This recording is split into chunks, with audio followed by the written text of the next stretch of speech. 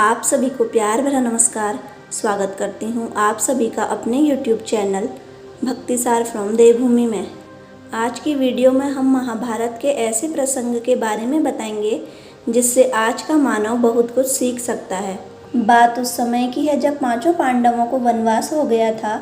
वनवास जाने से पहले पांडवों ने भगवान श्री कृष्ण से पूछा, हे श्री कृष्ण, अभी यह द्वापर युग का अंत काल चल रहा है, आप हमें बताएं कि आने वाले कलयुग की गति क्या और कैसी होगी। श्री कृष्ण जवाब देते हैं कि मैं तुम्हें इसका सीधा सा उत्तर तो नहीं दे सकता, लेकिन हाँ, तुम पांचों भाई वन में जाओ और वन में जो कुछ भी दिखे मुझे आकर बताओ। मैं तुम्हें उसका कलयुग में प्रभाव बताऊंगा।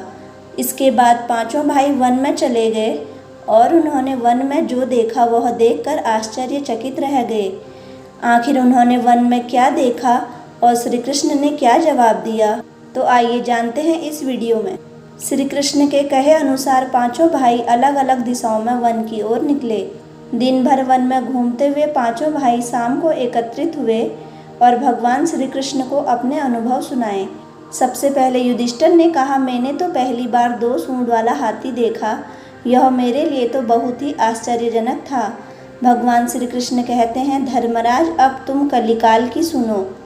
कलयुग में ऐसे लोगों का राज्य होगा जो दोनों ओर से शोषण करेंगे, बोलेंगे कुछ और करेंगे कुछ और, मन में कुछ और होगा और कर्म कुछ और होगा। ऐसे ही लोगों का कलयुग में राज होगा। तुम कलयुग आने से पहले तक राज्य कर लो। युधिष्ठिर के बाद अर्जुन ने कहा, मैंने जो देखा वह तो कहीं ज़्यादा आश्चर्यजनक था।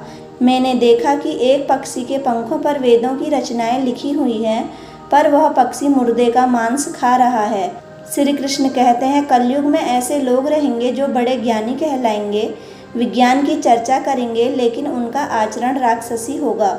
वह बड़े पंडित और विद्वान कहलाएंगे, किंतु यह देखते रहेंगे कि कौन सा मनुष्य कब मरे और हमारे नाम से संपत्ति कर जाए।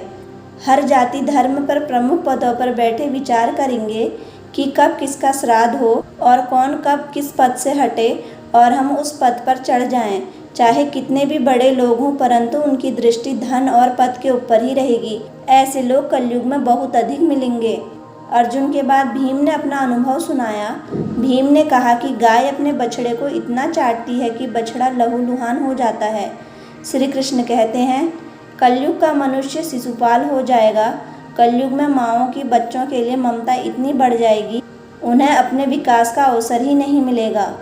मोह माया में घर बर्बाद हो जाएगा। किसी का बेटा घर छोड़कर साधु बनेगा तो हजारों व्यक्ति दर्शन करेंगे। यदि अपने बेटे ने साधु बनना चाहा तो रोएंगे कि मेरे बेटे का क्या होगा। इतनी ज़्यादा ममता होगी कि उसे मोह माया और परिवार में ही बांध कर रखेंगे। उसका जीवन वहीं खत्म हो जाएगा। भीम के बाद सहदेव ने पूछा, हे श्री कृष्ण, मैंने जो देखा, मैंने यह देखा कि 5-7 बड़े कुओं के बीच एक गहरा कुआं खाली है, जबकि ऐसा संभव कैसे हो सकता है। भगवान श्री कृष्ण ने जवाब में कहा, कलयुग में लड़की के विवाह में, मकान के उत्सवों में, छोटे बड़े उत्सवों में तो लाखों रुपये खर्च कर देंगे, परंतु पड़ोस में यदि कोई भूखा प्यासा मर रहा होगा तो यह नहीं देखेंगे कि उसका पेट भरा है या नहीं।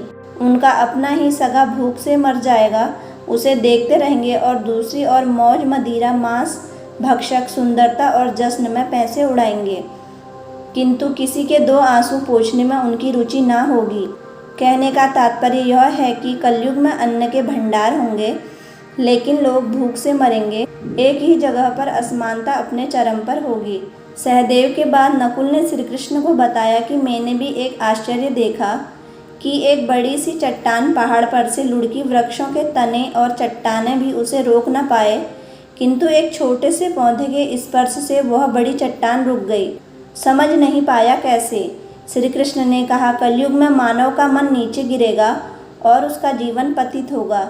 यह पतित जीवन धन की शिलाओं से नहीं रुकेगा, न ही सत्ता के वृक्षों से रुकेगा, किंतु हरि नाम के एक छोटे से पौधे से, हरि कीर्तन से मनुष्य जीवन रूपी पौधों का पतन होना रुक जाएगा। इसलिए भक्तों, हरि भजन कलयुग में मोक्ष पाने का एकमात्र उपाय है। तो दोस्तों, आपको हमारे द्वारा दी गई जानकारी कैसी लगी, प्लीज़ कमेंट बॉक्स में अपनी राय ज़रूर दें और इसी तरह की वीडियो देखने के लिए हमारे चैनल को लाइक, शेयर और सब्सक्राइब ज़रूर करें। धन्यवाद।